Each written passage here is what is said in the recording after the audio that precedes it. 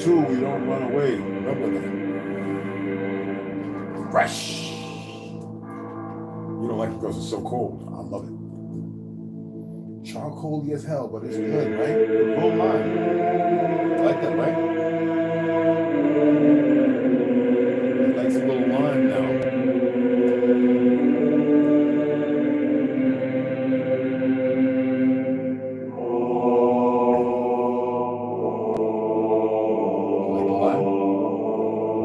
I knew you liked the charcoal though. Makes him feel so much better. He hasn't coughed up no hairballs in about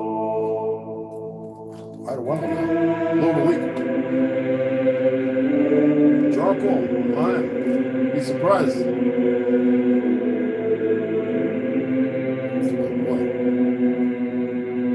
I'll give you some more. But you haven't even drank that down there. You always want to drink behind me. Right? We're going to stay on top of them, right?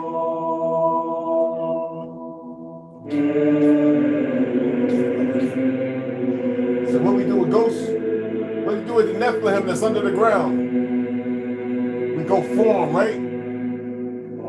Yeah. It's called a cat. We'll hunt things that are not meant to be. You'd be surprised at what he can really do. He's not even, he's just a year and a half old. When I get to reading here, I'm taking my time though. So I'll make sure all the scavengers come and leave. And all that those that matter, hang around.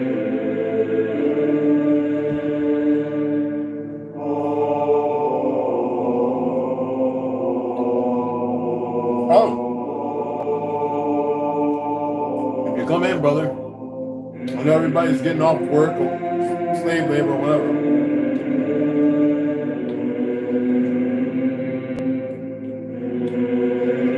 Joshua Northern. I think I made a post. I can't remember because I've been running around talking to a lot of people. I appreciate the $30, brother. Get ready to order some books. B-Tree, what's cracking? How come you ain't hit the like, man? Before y'all even comment. Give me that, man. We're getting to reading, though. What's going on, family? How you doing? Sinanelli. Remember Sinanelli? Dagonatini? Some other, there's other things in other language, mi familia, whatever, family. When it comes to our languages, I know how to say it 5 different ways, but I choose 2. My great-grandmother would say Sadonali. I say Sinanelli more like a spell. So how you doing, B-Tree?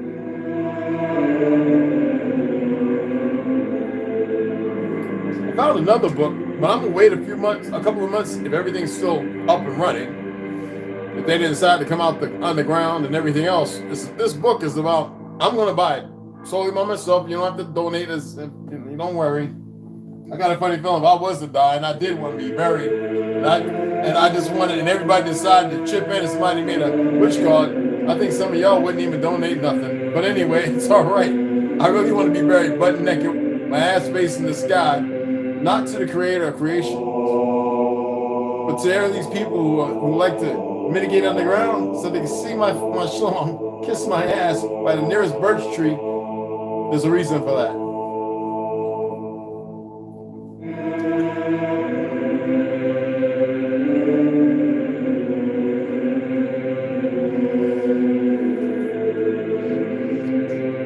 I used to eat these, not no more.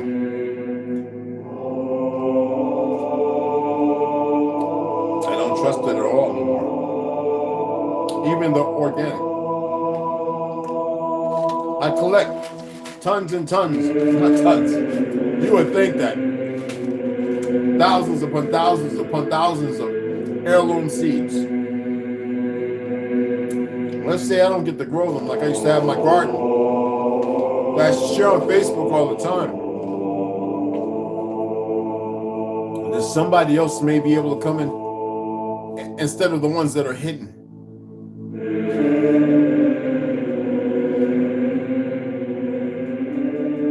I want to read something before I get into this. I don't want to read it out the Zara. I don't want to read it out no Bibles or nothing. I'm just going to pull it up on here.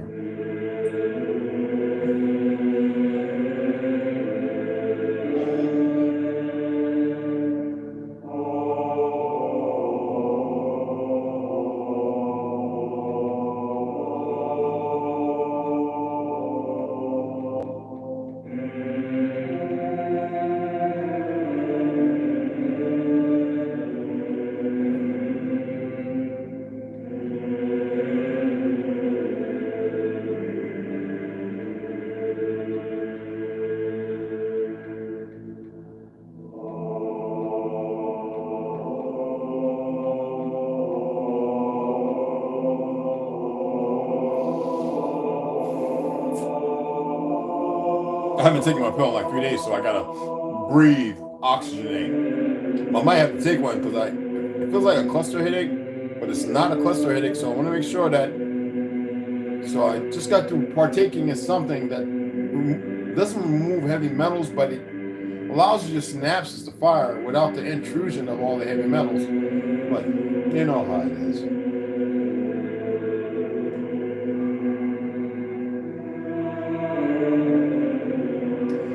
We know. I mean, let me just go right. Let me pull it up. Genesis 6. All right.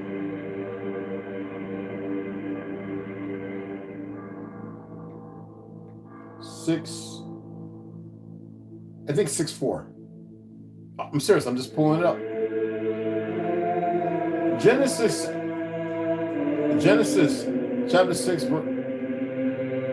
verse 4 reads as follows. I can't believe they got to tell people it reads as follows. You're fucking reading. They keep changing stuff up. Excuse my language. Friggin' reading. The Nephilim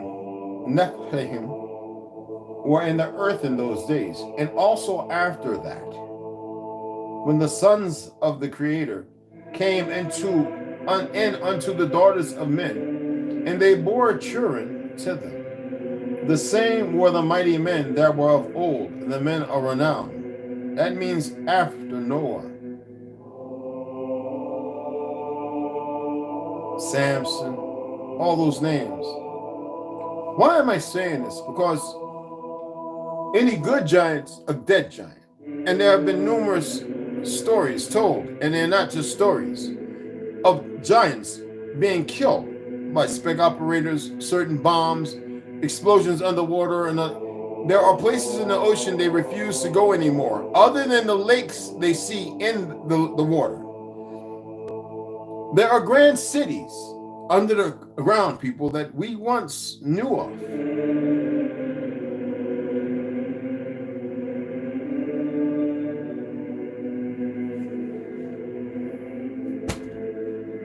I'm not in a religion, never can be or will, but I can tell you there's many puzzle parts in there. And there's only one group of individuals afraid of what we can do. The other are a puppet. They're not afraid because they don't know the truth.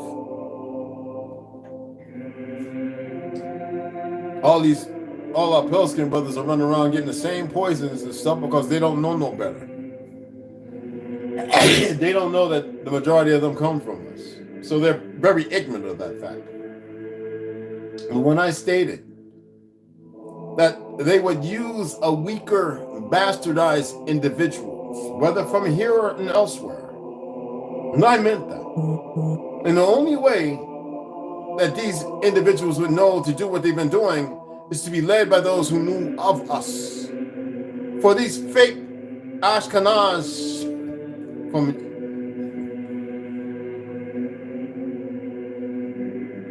Japhet,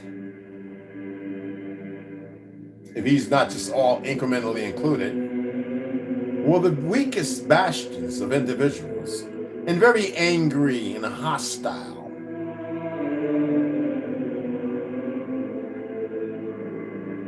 When there was peace, they sought death and mayhem. So the forces of earth, this earth, to keep things away, had to contend with them. So who else would the enemies of life here seek out? And who else would have the knowledge to subjugate and subdue a great, wondrous people? They really haven't subjugated. They've subjugated, but they haven't subdued. And if they were smart, and to which they're not. There are some on that side who hope a false sense of hope. I hate that word, hope. That's pragmatic to the fact they shouldn't even be in the position they're in. But hope that we do snap up out of it. Well, in their stupor, they may be destroyed regardless, but that's going to happen anyway. It doesn't matter if it came down to two individuals. I know how it ends, and I know how it can. I don't care how you feel and what you think. I don't care about the great I ams and all you. You know how I know who knows something? When they know one thing. When they know one thing and it's a part to a puzzle, and I have yet to see that one thing anywhere on here.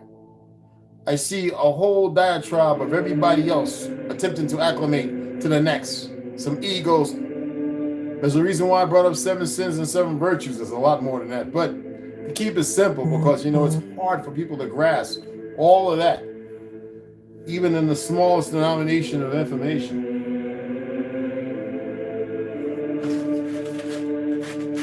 A whole bunch of them. Just got this one and 2 others. They're in the truck today. More okra, some eggplant, the way eggplant's supposed to look, and some purple and purplish greenish tomatoes.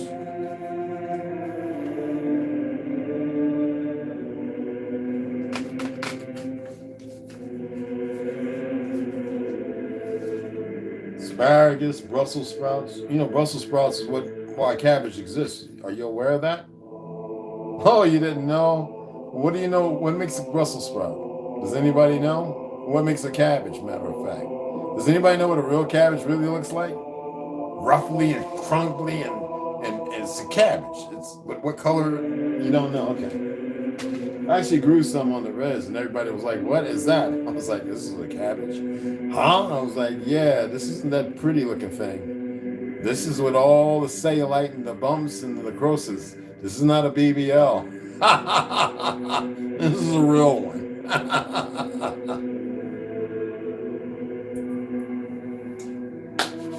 I'm taking my time. I'm going to read. I'm going to read for a little while. I have nothing but time.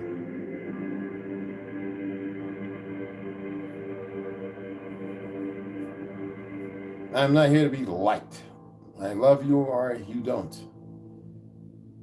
I am not here to make friends. I'm here because family is out there. Everywhere.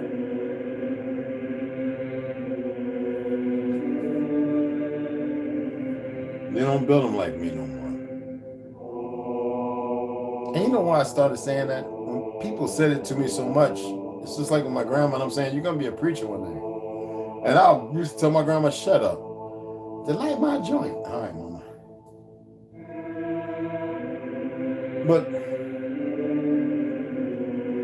they were right. Hey, Navi, what's up, big?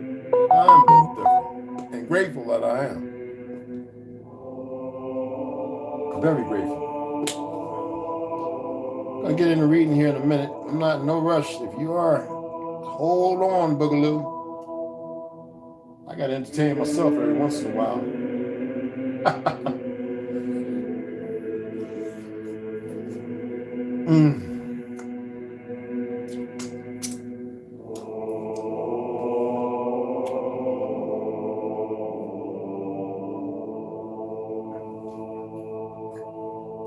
Navajo woman bought me this. Trust me, I'm a real medicine man. She been like my grandmother, walking with the walker. I cooked for her for a week. She threw the walker away and went to the sweat lodge and got butt ass naked. That's what they do. That's what we do. And said, "Woo, she felt like a new woman." She's since passed away. And that was over 5 years ago. Now it's an old t-shirt. She was about 85 years old, 87. So I always go to the Hogan and visit him. When he passed, I made sure I went every weekend. Took Charisma before she passed, before Charisma passed, before I was poisoned.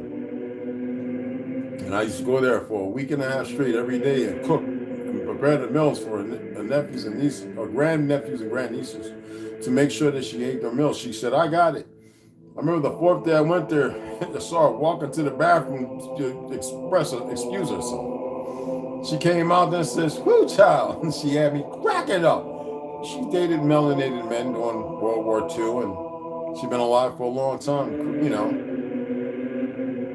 And she says, I wish I would have never came back and lived in this, but I guess it's part of what we are, and I guess to keep culture for the young ones. I said, I can dig it.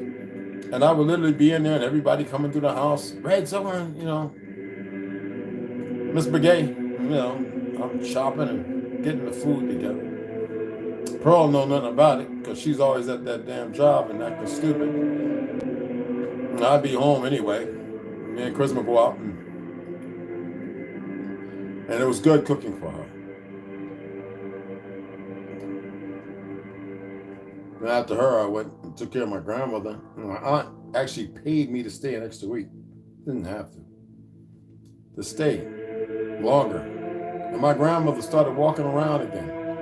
Because of nursing, I knew how to take care of my mama. She took care of me when I was a baby, wiped my ass and stuff. So I had no problem taking care of my grandmother. See, a lot of y'all synapses don't fire right. Oh, wipe my mama's ass? It's turn in favor. That's what we're supposed to do, to nurture and culture one another. If you're that perverse, then maybe you shouldn't even be here. You don't have to be in some fake ass corporate profession to do these things. When we don't take care of those who take care of us, regardless of what may have transpired or taken place, it becomes a transgression. It's repulsive to natural order. It's repulsive to me. Soon enough of you will be here to see what's going to happen.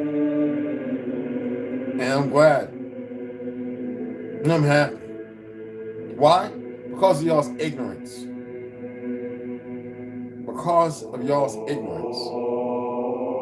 And you're rightfully deserving of it.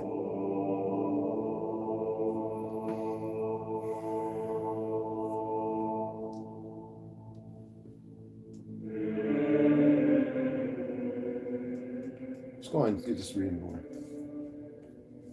Arthur Kessler, 13th tribe.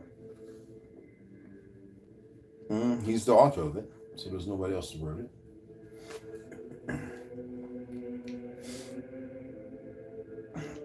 So anyway, when we last left off, we were right at chapter 4.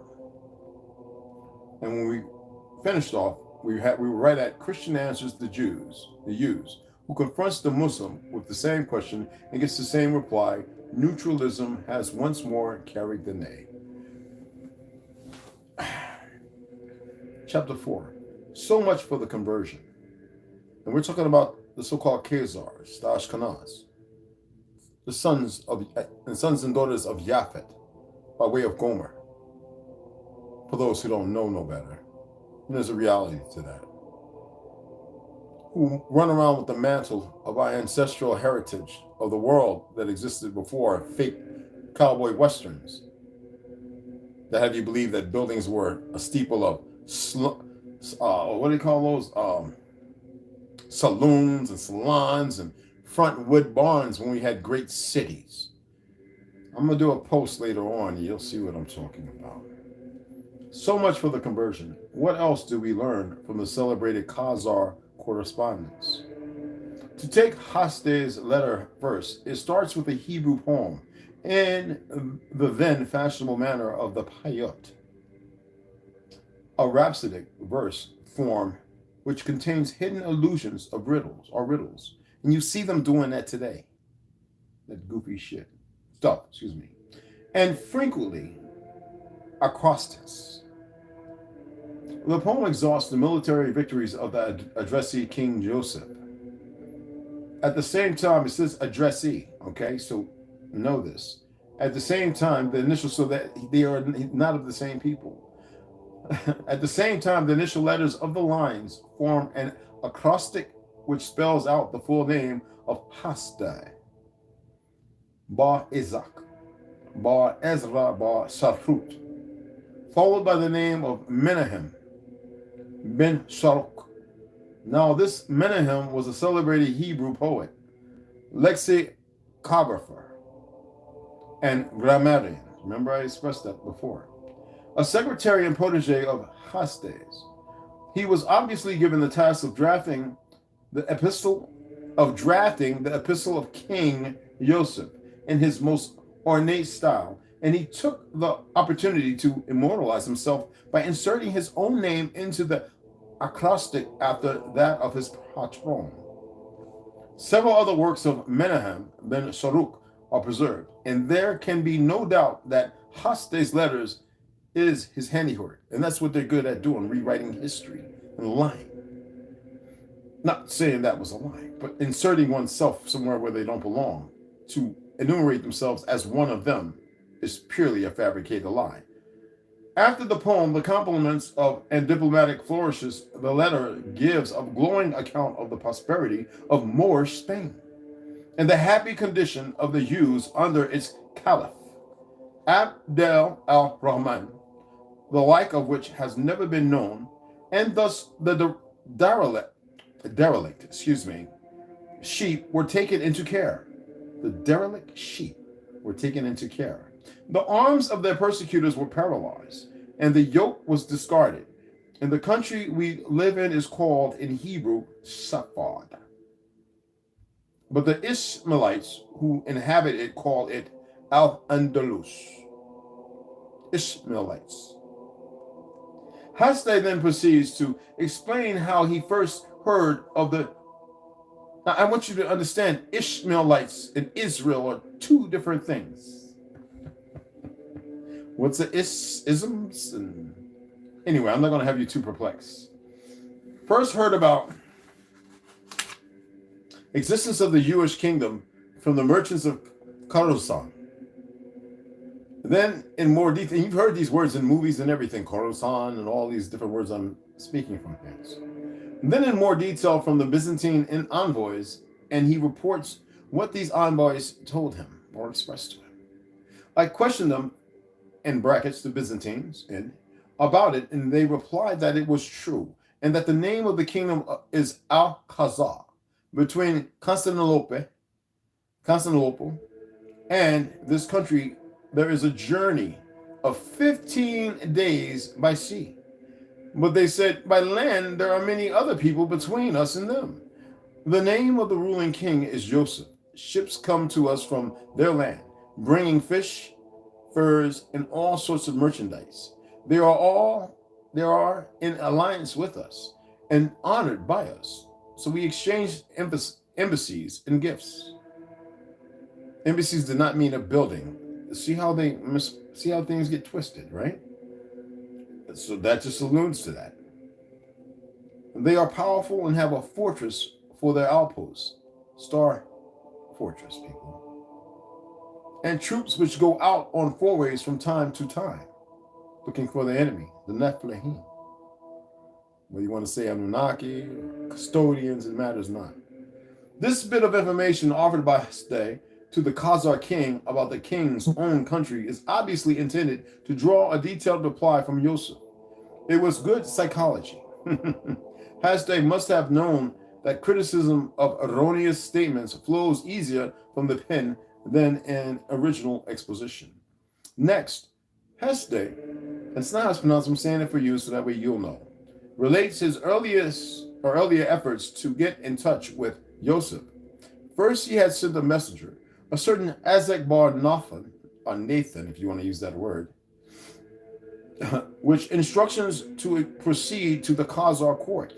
But Isaac got only as far as Constantinople, where he was courteously treated, but prevented from continuing the journey. Understandably so, given the empire's ambivalent attitude towards the Jewish kingdom. It was certainly not in Constantine's interest to facilitate an alliance between Khazaria and the Cordoba Caliphate, which its Jewish chief minister. See, the Khazars didn't have nothing to do with the truth of the Ishmaelites, those who lived an Hebraic lifestyle. Because you see what they've done, they have perverted our ways and used us as a power source to broker, again, weaponize war and fractions to cause harm and keep division. So Hasdai's messenger returned to Spain, mission unaccomplished. But soon another opportunity offered itself, the arrival at Cordoba of an embassy from Eastern Europe. Among its members were two youths, Ma Sul and Ma Yosef, who offered to deliver Hasdai's letter to King Yosef. And in a parenthesis, it states, according to Yosef's reply to Hasdai, it was actually delivered by a third person, one Isaac ben Eliezer, You can say Eliezer, but it's Eliezer. And having thus described in detail how his letter came to be written and his efforts to have it delivered, Hester proceeds to ask a series of direct questions which reflect his avidity for more information about every aspect of the Khazar land, from its geography to its rites in observing the Sabbath. The concluding passage in Hasdai's letter strikes a note quite different from that of its opening paragraphs. I feel the urge to know the truth, whether there is really a place on this earth where Haras Israel can rule itself, where it is subject to nobody. If I were to know that this is indeed the case, I would not hesitate to forsake all honors, to resign my high office, to abandon my family, and to travel over mountains and plains, over land and water, until I arrive at the place where my Lord, the Jewish king, rules. Yosef. And I also have one more request, to be informed whether you have any knowledge of, in brackets, the possible date and of the final miracle, brackets again, the coming of the Messiah, in which, wandering from country to country, we are awaiting, dishonored and humiliated in our dispersion. We have to listen in silence to those who say every nation has its own land and you alone possess not even a shadow of a country on this earth. And see, this is written by one of them, even though he is telling the truth, because we had no ownership of the earth. We belong to it all. It all belongs to us, everyone. That's what separated us. A great nation, an incredible people on every continent. Remember the coup d'etat? Well, hopefully we'll get there. The beginning of the letter praises the happy lot of the Jews in Spain. The end breathes the bitterness of the exile, Zionists forever, and messianic hope. But these opposite attitudes have always coexisted in the divided heart of Jews throughout their history. The contradiction in Hastai's letter gives it an added touch of authenticity. How far his implied offer to enter into the service of the Khazar king is to be taken seriously is another question, which we cannot answer. Perhaps he could not either. Remember the coup d'etat? Well, why do you think these fake run around like us now? Because when they realized that, like, dispersing them, they didn't realize that we were everywhere, on every land. Literally. Because the Tartary fell. It fell long ago, people. It didn't fall recently. It was still just being uptake, cleaned up, dug up, and people just living. But we knew what was going to happen.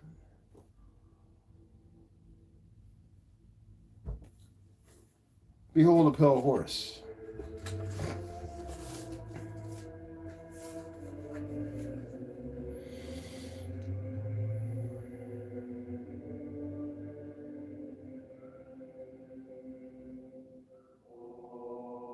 Remember, we went through amplification, energy, sources. And we talked about classes and all that stuff, and we went through logistics. We hit the artificial womb.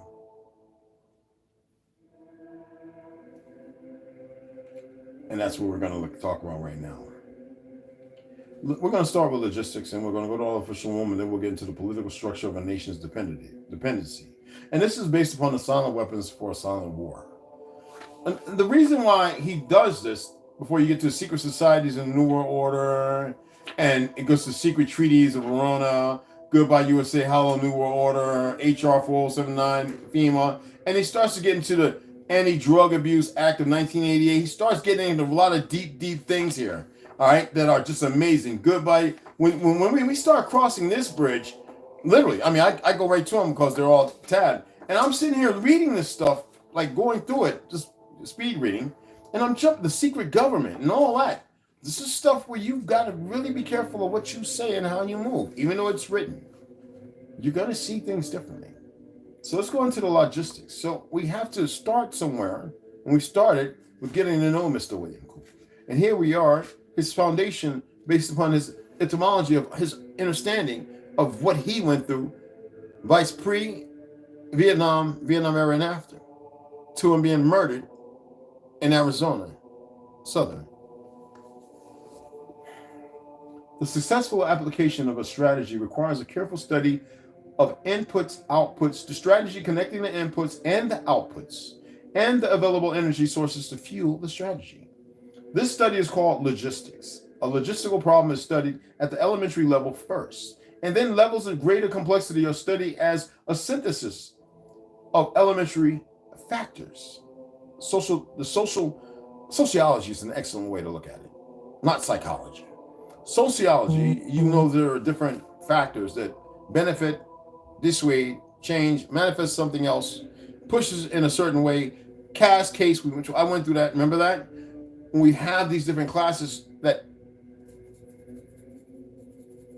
the world runs on paper.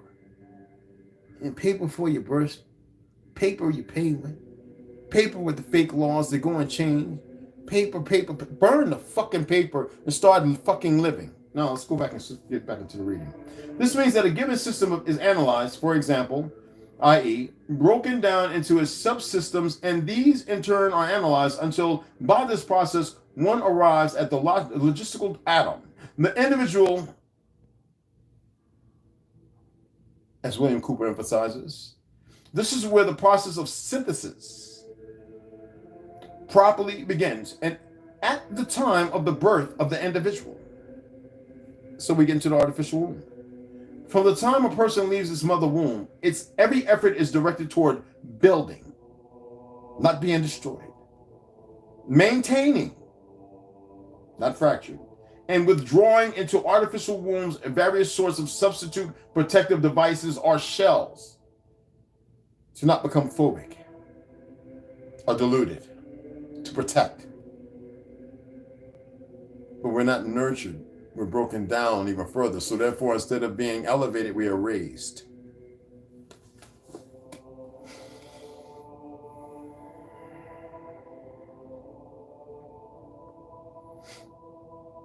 Various sorts of substitute protective devices or shells. The objective of these artificial wombs is to provide a stable environment for both stable and unstable activity, to provide a shelter for the evolutionary process of growth and maturity. Evolutionary. For example, survival, to provide security for freedom, and to provide defensive protection for offensive activities. This is equally true of both the general public and the elite. However, there is a definitive difference in the way each of these classes go about the solution of problems. So we get into the political structure of a nation's dependency upon, well, you see, when you're raised in a lie, you become dependent. So you do this all the fucking time. Because of what? Fucking paper. That came from a grand thing that gave us energy and oxygen and all other good shit. The primary reason why the individual citizens of a country create a political structure is a subconscious wish or desire to perpetuate their own dependency relationship of childhood. Simply put, they want a human God to eliminate all risk from their life, pat them on the head, kiss their bruises, put a chicken on every dinner table, and clothe their bodies. We know this is coming from a Pelskin's narrative. William Cooper, still respected. Tuck them into bed at night and tell them that everything will be all right when they wake up in the morning. Thank goodness we know we don't always have to wake up morning. I know only a few will get it, but that's all right. I'm not here for the masses. So nobody has to remind me again, right, B? This public demand is incredible. So the human God, the politician, meets incredibility with incredibility by promising the world and delivering nothing. So who is the bigger liar, the public or the Godfather? This public God behavior is surrender born of fear, laziness, and expediency. It is the basis of the welfare state as a strategic weapon useful against a disgusting public. And that is how they see you. Action and fence. Pay attention. Most people want to be able to subdue and or kill other human beings, which disturbs their daily lives because it's unfathomable, it's irresponsible, and it's not natural. But they do not, thank you, Khazarians, Ashkenaz, whatever you want to call yourselves, do not want to have to cope with the moral and religious issues which such an overt act on their part might raise. Therefore, hence, they assign the dirty work to others, dumb asses, they think they're special. In parentheses, it states, including their own children. Of course, why not? And so as to keep the blood off their own hands. Pilate, right? They rave about the humane treatment of animals, and then sit down to a delicious hamburger from a whitewashed slaughterhouse. Whitewashed slaughterhouse. Pay attention. Not of our doing. Down the street and out of sight. But even more hypocritical, they pay taxes to finance a professional association of hitmen, collectively called politicians, and then complain about corruption in government. One more, and we will close Mr. Cooper off for the night. Responsibility. Again, most people want to be free to do things, to explore, etc., in parentheses, but they are afraid to fail. The fear of failure is manifested in irresponsibility, and especially if that's beaten into you, especially in delegating those personal responsibilities to others where success is uncertain or carries possible or created liabilities. Law, paper, in parentheses, please, which I put it there, which the person is not prepared to accept. Suicide's like a mother, right? They want authority.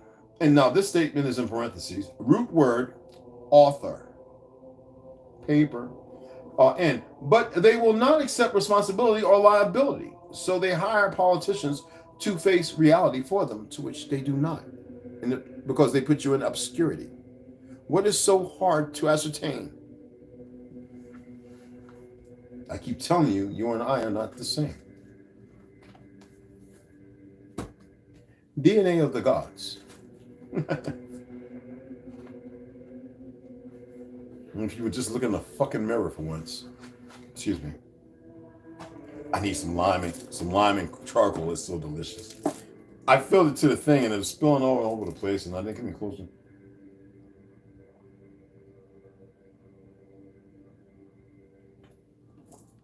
If you want to do this, you don't have the filtration means. I'm gonna tell you to take 2 capsules. I can't send you mine. I gotta make more. And if you want, maybe I should start selling charcoal capsules. Activated charcoal I make. You take it for such as this. All right, this is a gallon. You put about 3 capsules of charcoal in there, and you squeeze about 3 tablespoons of lime juice. And you give it a good shake. You put it in the fridge. You take it out. It kind of sits at the bottom. You give it a good swing. And you can barely tell because the charcoal, because it's activated, it becomes, and you can taste it. So not only are you getting, this is PVC-free plastic. I have to do this, guys. I'm doing my own ads. Anyway, and for your benefit. And that way, you're helping yourself a little bit. It's not as alkaline.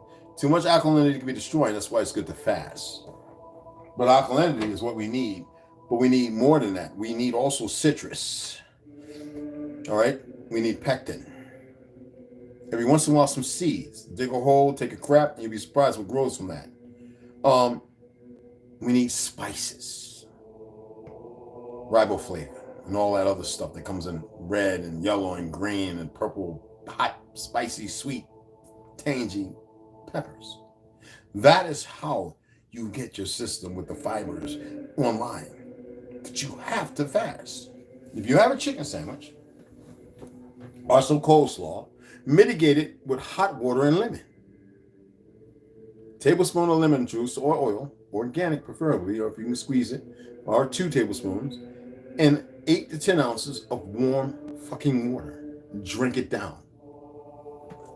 DNA of the Gods, the Anunnaki creation of Eve and the alien battle for humanity. Chris H. Hardy.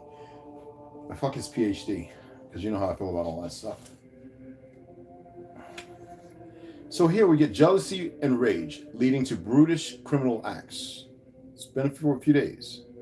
It is not rare that the Anunnaki, there's another word for them, but I'm not going to say it, go as far as desecrating and defiling the sacred precinct and temple that each god, when earthlings had multiplied and proliferated in parentheses, had built as an abode, when that temple that each god, when earthlings had multiplied and proliferated, in parentheses, I had to read it again, had built as an abode in his own territory or city.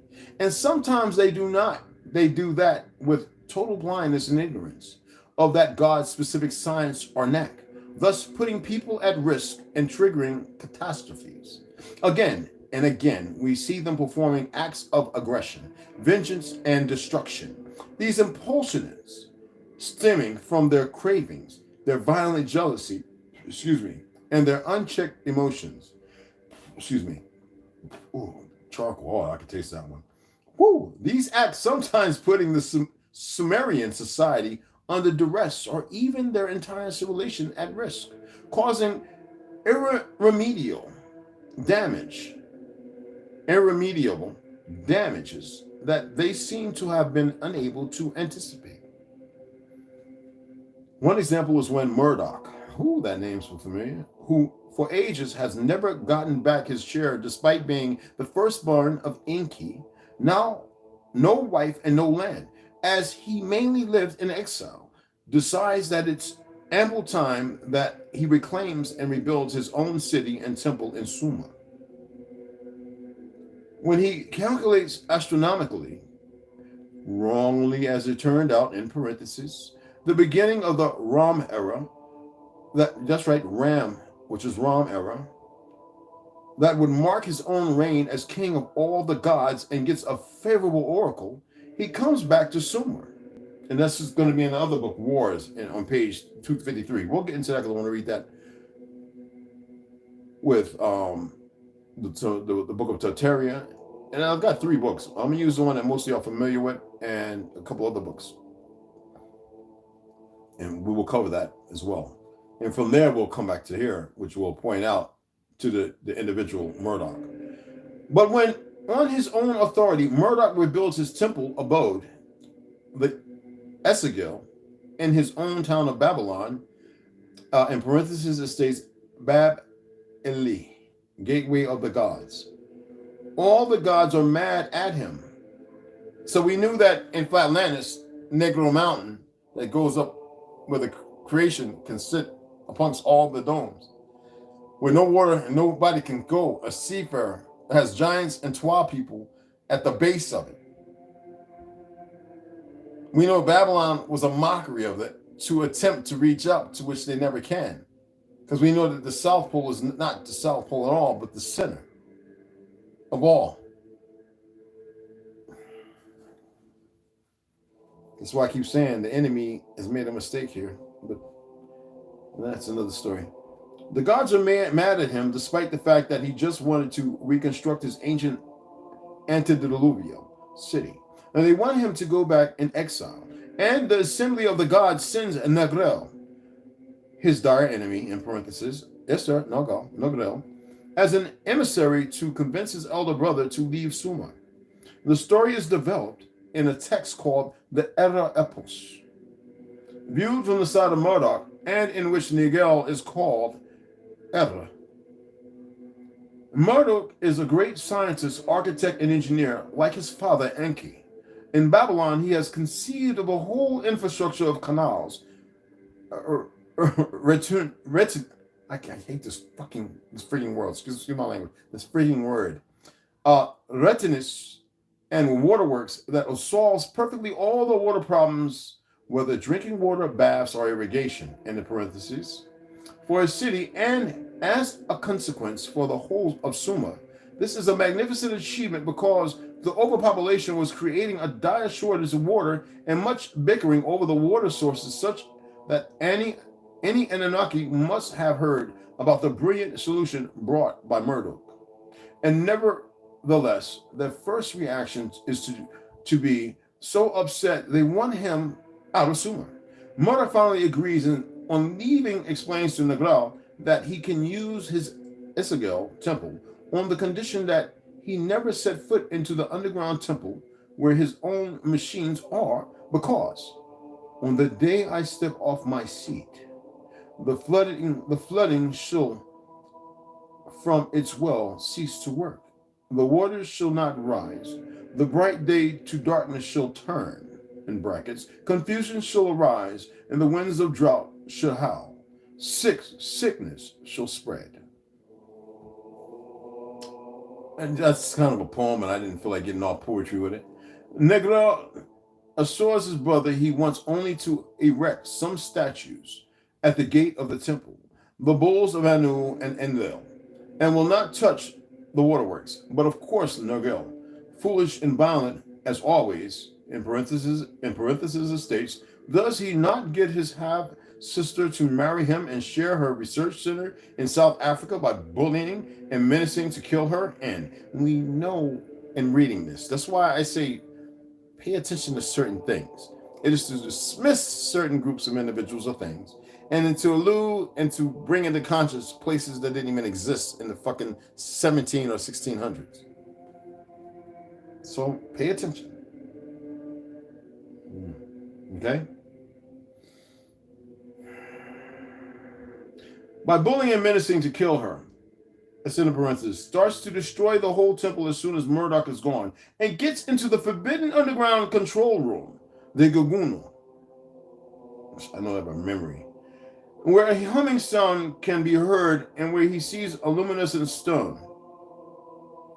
The infrastructure of canals and pumps Murdoch has built is, of course, powered by a sophisticated energy source supplying the machines.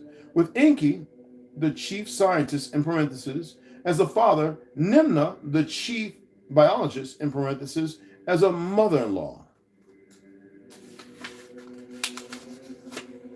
A prominent scientist, and you know I hate this word, good gracious, Ning Shizda, remember I heard how it was pronounced, as a brother, as well as an earth scientist, Edish Kigal, as a wife. And Nergal can't be a perfect ignoramus in these technological domains, as seems to be the case with Enlil and Anu. Yet he harshly tears the luminous stone from his socket and machinery. Instantly, all light sources die, and the humming stops, and the entire structure of waterworks is disrupted, out of order. Because you got to remember, it's thermal is how this stuff works. Say the tablets, okay? Say the tablets. The day turned into darkness. The flooding was disarray. Soon, not only Babylon, but the whole land of Sumer were back to their shortage problem. The lands were laid to waste. The people were made to perish. Gods from other cities got angry at Nergal, and the population, facing famine, made rituals and sacrifices, but nothing worked. The water sources went dry. That's when Enki comes to confront his son Nergal and orders him to leave. Go away. Take off to where no gods ever go. Nergal predictably gets into an even greater rage than his father and adds more destruction, setting the temple's gates on fire before leaving. Yet Murdoch had explained to him exactly what would be the consequences if Nergal came to touch anything in the underground control centers. Next, we'll get into synthesis. The Book of Giants, the Watchers Nephilim, and the Book of Enoch.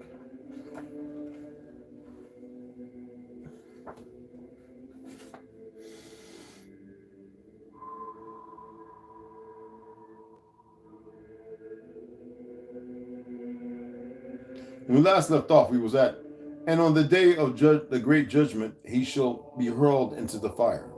When y'all know that's Revelations, all right? 19:20. We know this, right?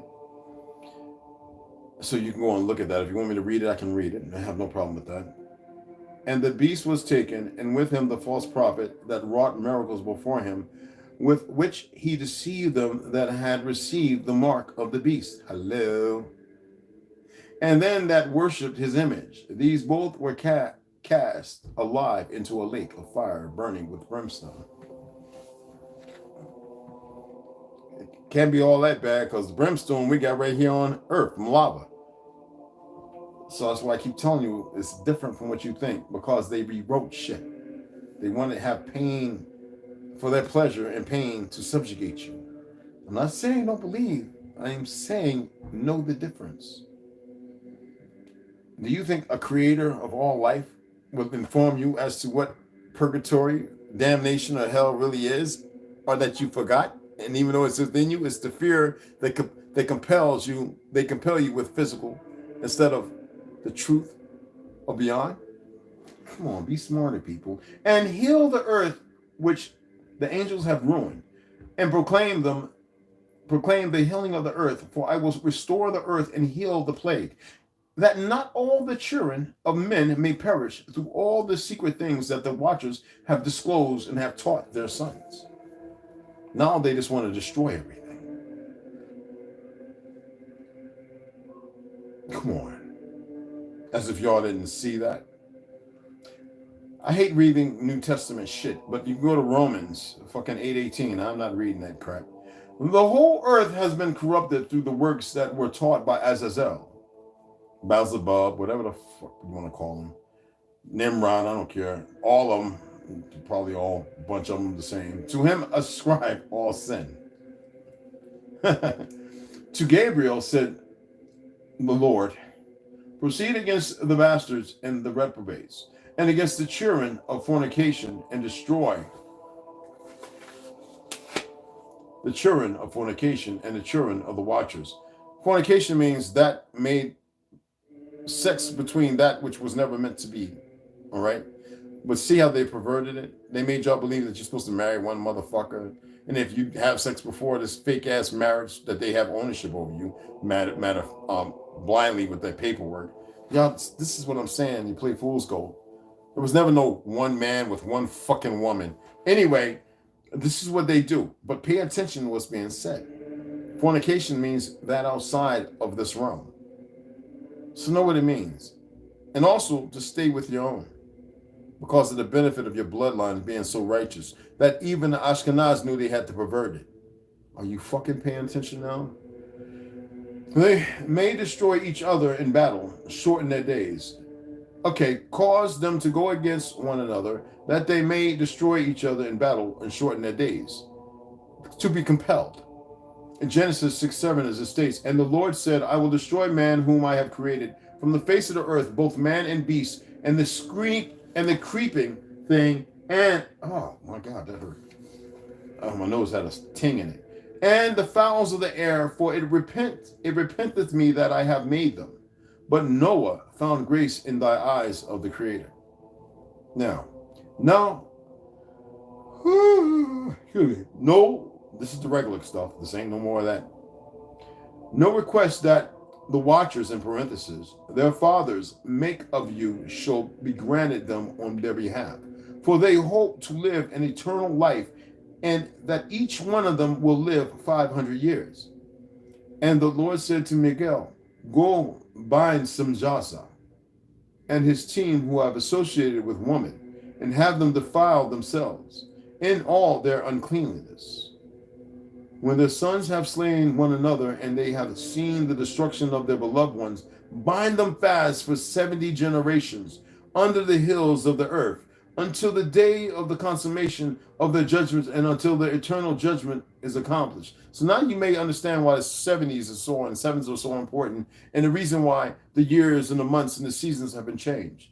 It is to blind, as well as them to chemically lobotomize and castrate man and woman. See, we always talking about, oh, man's testosterone in the war, it's going lower than most people in the 50s from the Vietnam era, and Desert Storm. You know, guys are 25 years old have low, testosterone. Well, thank you to all their little goofy ass shots and fucking with the food. What is wrong with you?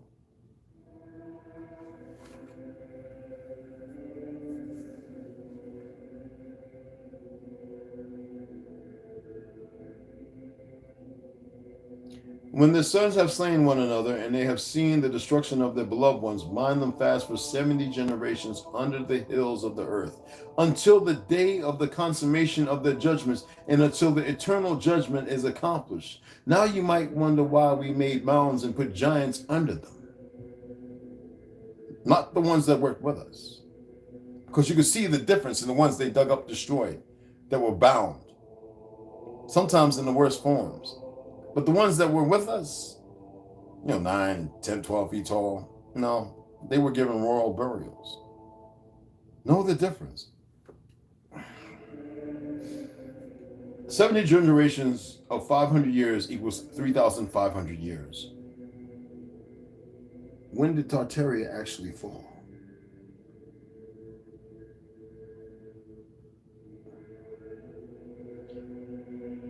In those days they shall be led off to the abyss of fire and to the torment in that prison in which they shall be confined forever. And then Sanjaza shall be burnt up with the condemned, and they will be destroyed, having been bound together with them to the end of all generations.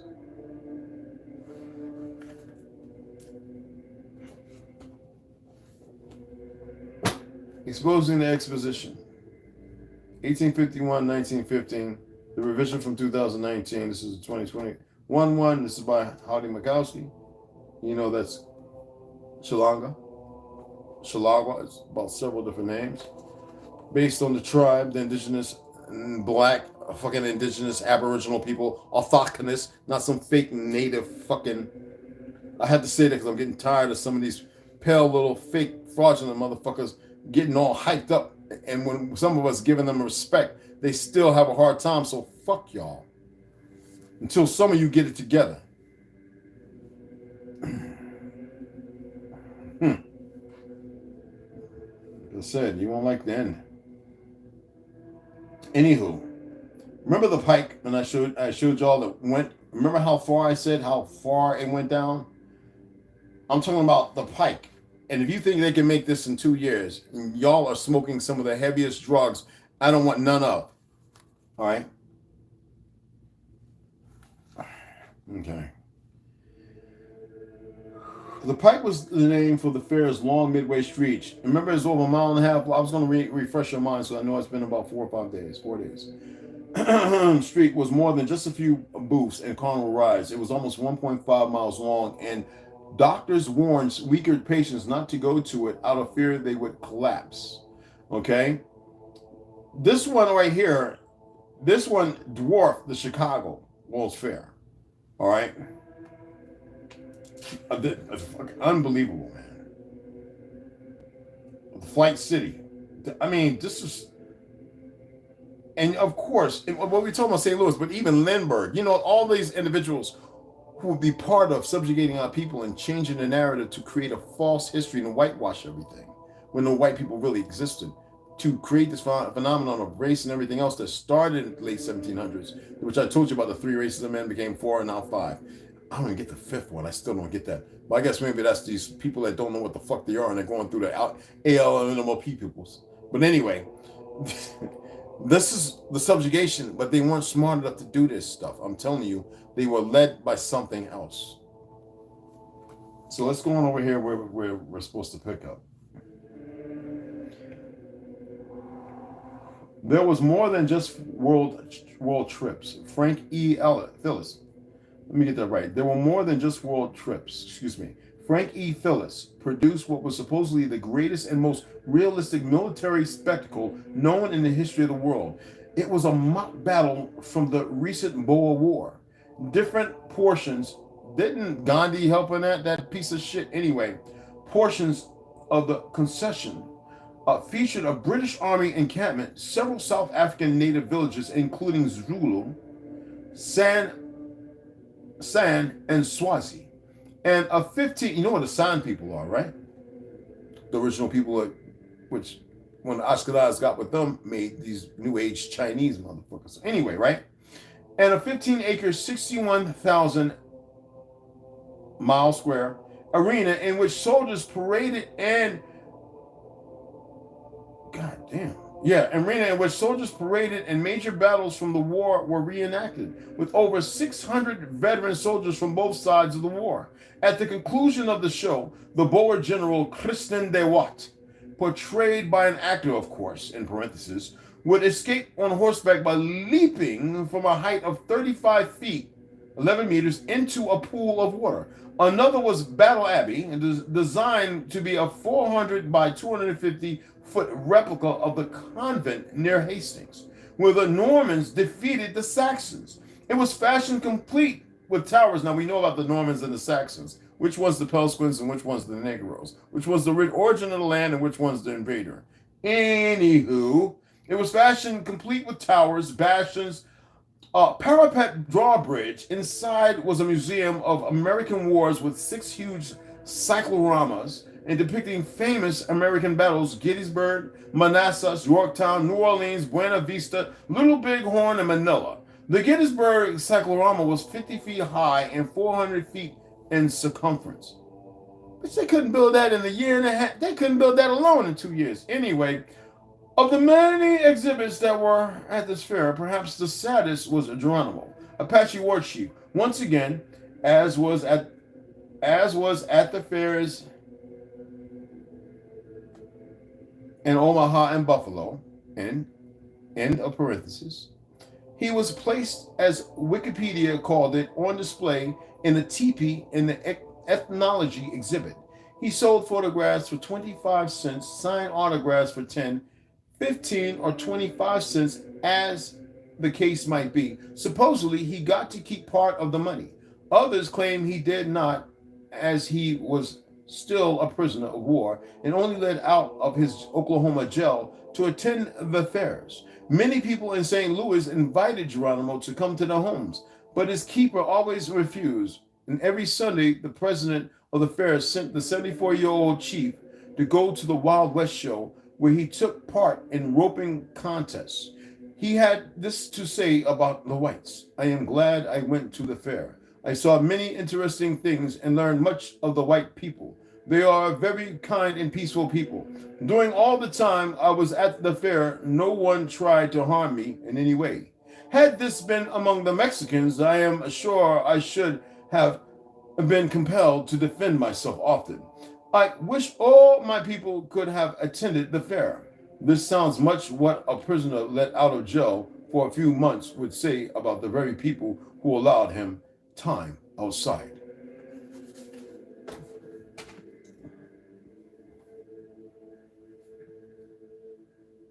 I want to show y'all how deviant these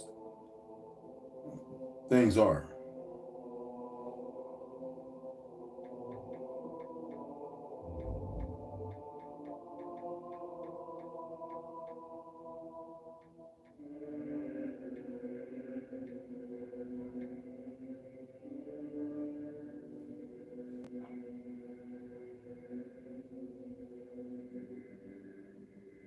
Now, I want you to pay attention.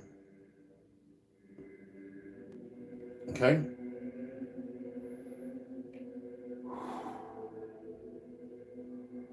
You got to see this.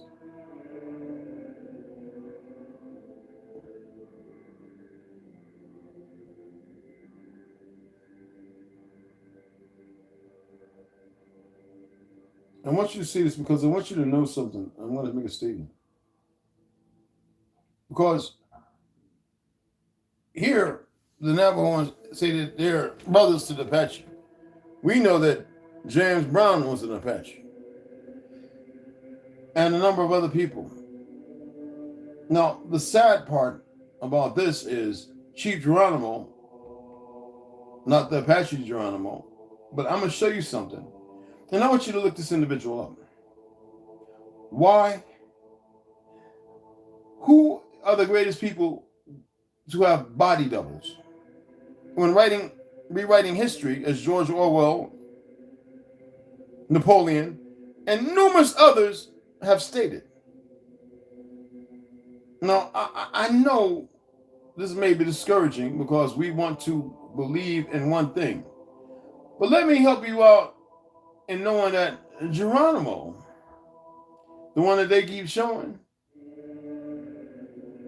in his old age. And there's 5 different pictures of Geronimo. And this is a sad statement to have to make this. I'm going to show you the one that they don't want you to see of the World's Fair. Let me see if I can enlarge this motherfucker. It's just not doing it. See that brother right there? That's Geronimo. Not the Apache Geronimo, but an Apache Geronimo. But this is the one taking pictures at the World's Fair in 1904. 1904. Isn't that the rewriting of history? But now if you look at this Geronimo, you can see he looks like a lot of y'all's great-grandpappies who are about 80 years old. And I need you to see this.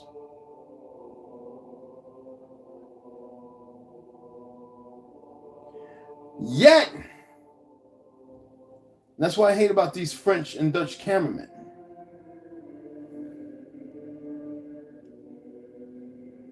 I want you to see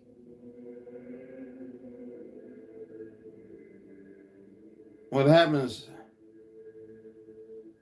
to the Geronimo, the Hollywood Mischief, 1905. 1904-5. Whose car is he driving? Well, do you know the brothers? Do you know their name? Who's manufacturing those cars that look like Model T Fords? All right, we're going to let that be. Let's get back into reading.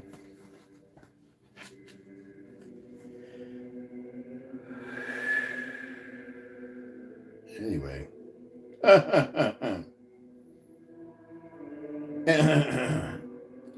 And the TP and ethnology exhibit, he sold photographs for 25 cents, signed, and blah, and all that other bullshit. Okay? Oklahoma jails and extended affairs. Many people in St. Louis invited Geronimo to come to their homes, blah, blah, blah. 74 years old, people. Look like my goddamn pawpaw, nighttime. All right? He had this to say about the whites, and y'all heard that bullshit. Okay? Excuse me.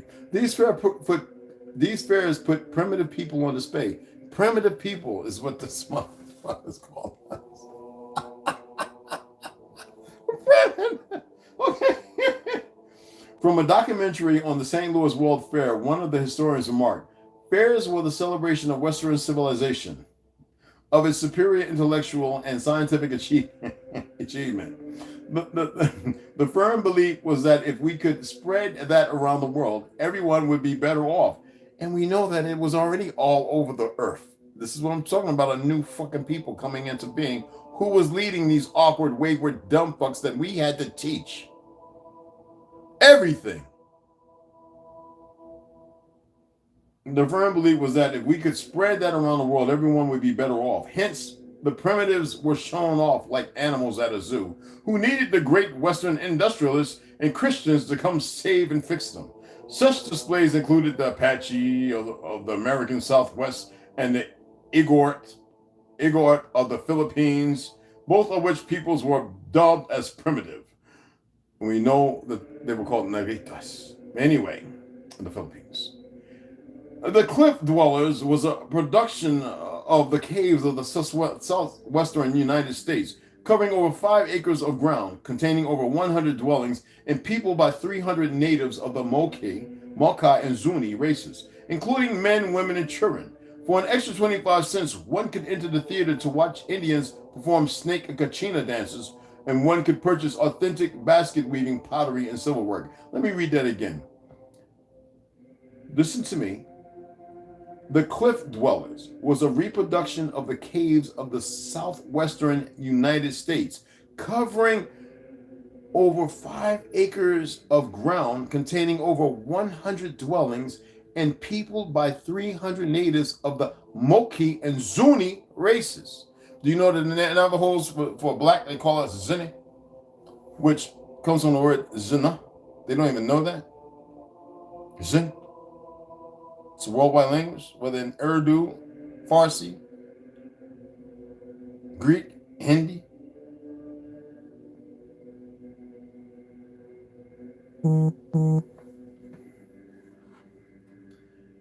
Niggas. That's what they were saying. The Kachina dances and all that. That's what I'm trying to allude to.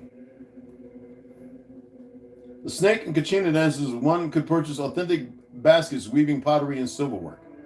J.W. Buell wrote, I can't stand that bastard, in the opening of his volume of anthropology, excuse my language, at the exposition that the fairs has an all-embracing scope in which is to be seen the works of men of all races, the primitive and the barbaric, brought in contrast with the most highly civilized, that every step or progress may be observed. One positive exhibit of note was for the horse Jim Kay, the educated Arabian Hamiltonian cross horse in his silver horseshoe pavilion. He was owned by Dr. William Kay, an African-American, Native American former slave.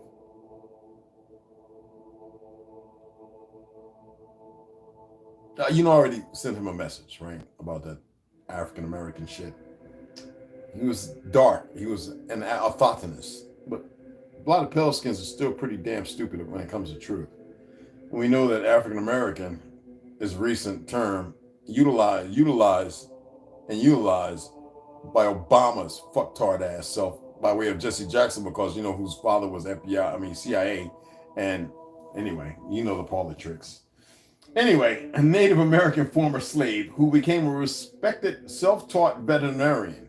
Self-taught veterinarian? Like they said, horses came here by way of Spain. This is the incredible horse that they've taught. It's just unbelievable. He took the horse on tour of the U.S. to show his philosophy of humane treatment of animals. And why would that be, right? And to show that animals have feelings and thoughts. And not just things to work in field labor. Jim Kay could add, subtract, use a cash register, spell with blocks, tell time, and give opinions on the politics of the day by shaking his head yes or no. And Dr. Key's motto was that Jim was taught by kindness instead of the whip, which is a lie. Not one pale skin knew anything of how to do any of that. The fair hosted the 1904 because why I sent him a letter, because he didn't say anything to disparage and say, that man was the original person, orthodontist. Because see, a lot of writers who create books, especially you pale skin ones, you're the most ignorant narcissist that ever exists. Even though I like reading some of y'all's material, y'all really need some cultural fucking assistance.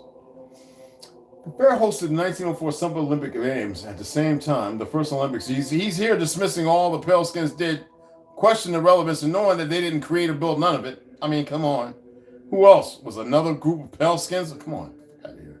Anyway, United States, these games had originally been awarded to Chicago, but when St. Louis threatened to hold a rival international competition, the games were relocated. Nonetheless, the sporting events spread out over several months, were overshadowed by the fair, and with travel expenses high, many European athletes did not come.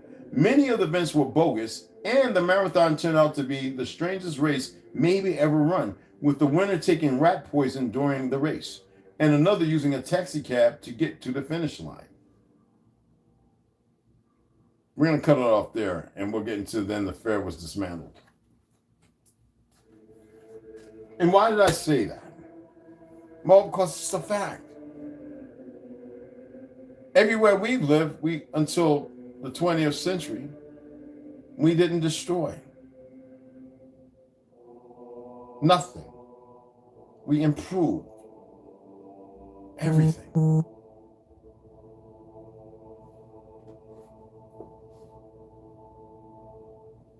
The Great Reset of 1834 and the mud flood. So, of course, as you can see, it's prior. That's, even though it's a romance fantasy. Let's get into it. There's Janine. There she goes. There she goes right there in South Africa. All right. Whoo. It will, all right, mama. A voice startles her, and Emil takes hold of her one hand, and Amelia takes hold of her other. They are 7 years old already, and their eyes glisten with the same fighting spirit of their mother. The three, remember they were about to start fighting. The three of them stare out into the distance and watch closely as evil descends unto the earth. Her neck feels warm suddenly, and she feels his breath on her. You are not alone in this, Bonnie. Both Malcolm and Cashapp are suddenly there behind her, and they stand ready to do whatever is necessary. Malcolm hands her the metal staff from the mansion, and she takes it from him and watches it light up in her hand. She can feel their presence and knows that her entire bloodline and its powers are within her now. The shadows, we need to stop them before they reach us and turn into real creatures. She shouts and starts to throw flames in their direction. The sky flashes bright as the balls of flames pierce the dark sky. Emil and Amelia fly off and search for the tree of life in the canopy. They need to free her from Azrael. They will need her and her full strength after they defeat these creatures in the sky.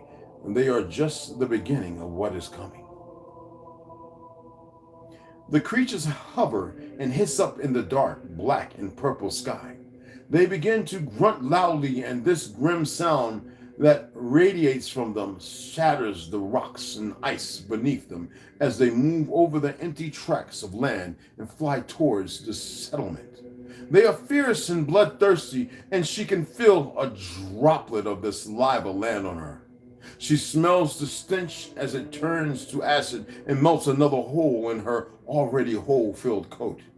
A grunt turns into a loud and frightful screech, and the first creature lands down in front of Bonnie and Malcolm.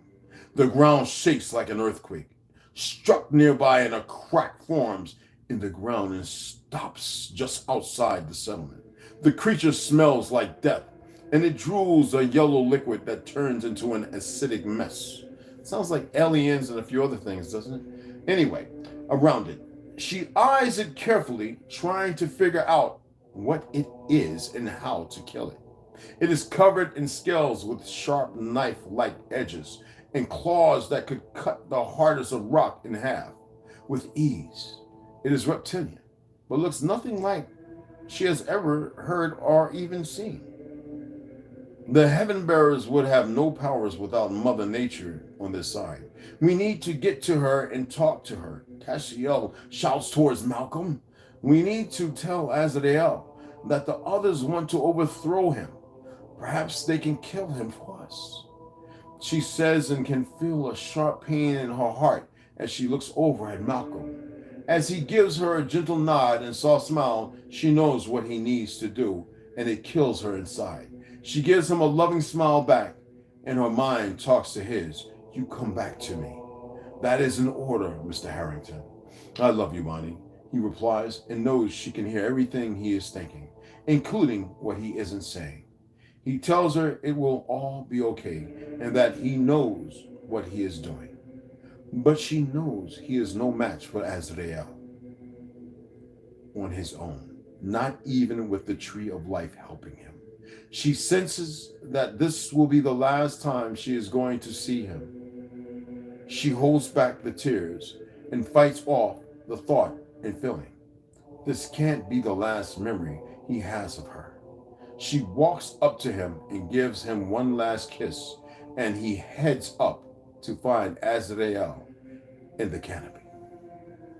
She scans the canopy for Emil and Amelia, but they are not there. There's a loud thump next to her suddenly, and it is them.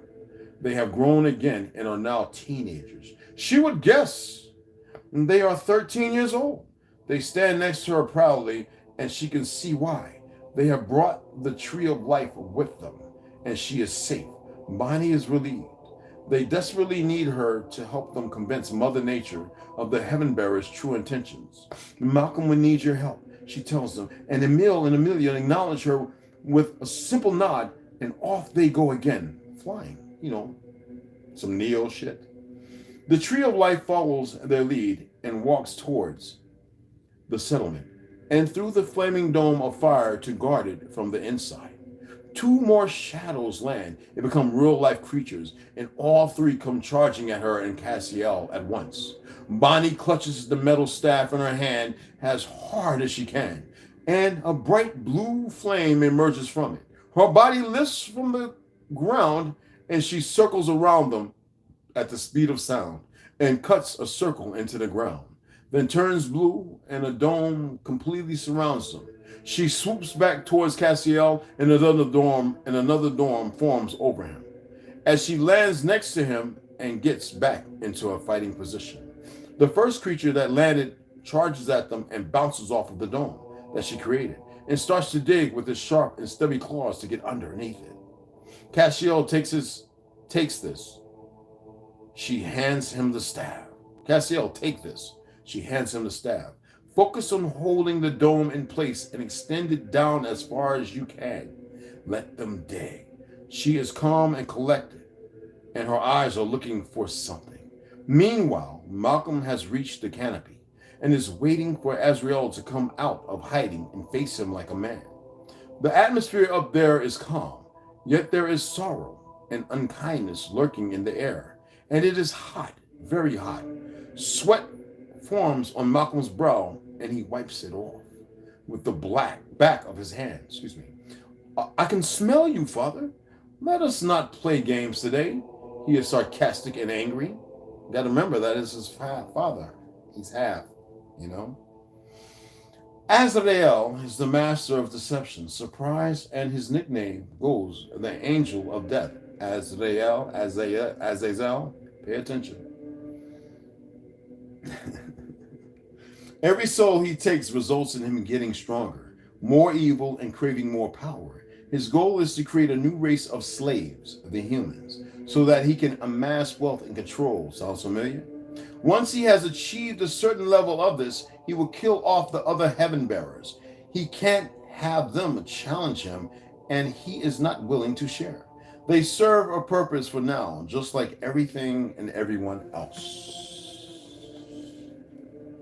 Azrael is different to the other heaven bearers. He was the first born. Sounds familiar? Of once great lineage of beings called the Heaveners. They were a simple people that lived in the clouds. They had no real purpose, and they were created to be a lazy race, and they spent most of their days hovering above the canopy of the different trees of life. Different trees of life, different earths. They would watch the different races down below thrive and live their lives, and their only goal was to maintain the clouds and regulate the rays and heat from the sun. No rain, no snow. If there weren't enough clouds or the wrong ones, the suns would be too intense and could boil and destroy a planet. Azrael found this job menial and boring. He sat and watched from above, green with envy, at the different races and what they had. He saw their riches, their precious stones and materials, and he decided he wanted it all for himself. We're going to anticipation. It's going to make your ass wait. And tomorrow morning we'll be back.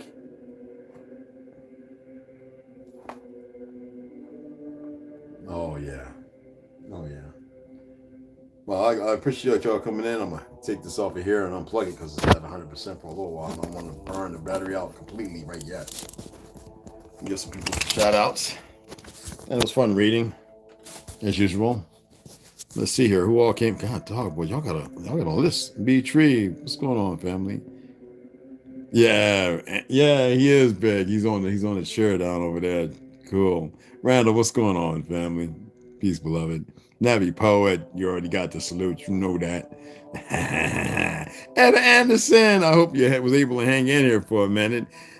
It's beautiful to see you here, sis. Tell the hubby I said what's up. Brave Wolf, Grand Elevations, man. You talked earlier. Joshua Northern, appreciate you so much. I do. Evelyn Smiley, aka American Nietzsche. Peace, beloved sister. Very good to Guy with the hat. What's up, Rap Lord? What's up, baby mama? What's going on? No one wants accountability. You know that's right. What kind of charcoal, Red? Activated charcoal. I created with lump coal and lemon. You know, we crush it up. It's a measurement with a certain amount of lemon, and then you bake it in the oven at 425 degrees for a certain period of time. I make it all the time. Murdoch is a demon. Murdoch is more than that. Yes, you gotta love the vulnerable. Right? Tell the truth and shame the lie. Shame the devil, right? Right? Shame the lie. Life happens. Oh, you good, bro. This Book of Giants written by Hughes. Actually, I stated who it was written by. Excuse me. But the name of it is written by Joseph Lumpkin. They have all our names anyway, so it doesn't matter. Yeah. I would say yay and nay. 70 versus 72, the difference being Aaron's two sons and possibly the 1770s, 1870s. Any other, yes, counter system study therewith. Agreed, definitely. I semi-alluded, yes. Jocelyn, yeah, that's what I'm talking about. Alamy.com Apache Chief. Okay, did you find a picture? Yo, Westside was cracking, family. Did you find the picture I was showing you? And there's many more. They broke Geronimo. At least that's what they thought sometimes. We have to say, well, you saw what he did to the cousin, right? Bigfoot, and they wouldn't even show the real pictures of what he looked like because he was a Negro. You know, and I detest these bastards. At last, that's what they thought. Sometimes we have to sacrifice to win. It's chess nowadays. Think ahead. I may be wrong. If so, chin check me. You won't hurt my feelings. Oh, no, Johnson, well, no, neither. I don't believe in chess or checkers, but yes, chess is what it is. It's bigger than that, but definitely. It's fine. That's perfect. Hey, Equator 7, what's cracking, brother? What's going on, beloved one? So I'm grateful that you all came in and we got to, run through this. Hour and 38 to read. I'm not going to count the books. There's no need. It's always 7 anyway. I really enjoyed reading. Hey, Nav, you still there? I know you're driving. I believe you're driving. And Rep, you still there? Got the children with you? And Mama Red coming here? Did I say Mama Red? I don't think I said Mama Red. I think we had Sister Evelyn in here, right? Was she in here? Yeah, there we go. Okay, Evelyn. Hey, what's going on, beloved? I saw you. And Etta, I hope you're still in here, girl. Shit, that's all. Hey, look, this is women, man. Our women, I'm telling you, they're powerful. You men need to know that. And it's not, and put away ego and all that. And women, it doesn't mean that you talk big shit like we become doofy, and we do. You're powerful. And you need to know you're powerful. And all together, we are beyond phenomenal. Y'all make us even more powerful, and we protect your power that keeps us powerful. I know who it is, guy with a hat. I know you tell your son to stop that. Fix that damn thing. I don't want to hear that guy with a hat shit. I know you there, Rep. I know you, Sue. I know you there, hon. But anyway, right? It's important. And you see what I was doing there when I was reading? I was alluding to how each book can compensate and commemorate one another. Time, whether immoral or indifference or difference. A lot of people have a hard time with that. And most people haven't been doing this for over 30 years, reading 4 and 5 books at a time. And I started because as an artist who would like to draw, I used to love getting a whole bunch of different books. And so in order to draw all these different things, I would get a bunch of different books. And at the same time, I'm reading and I started realizing some of them contradicted one another. And I was like, okay, well, why is this saying this?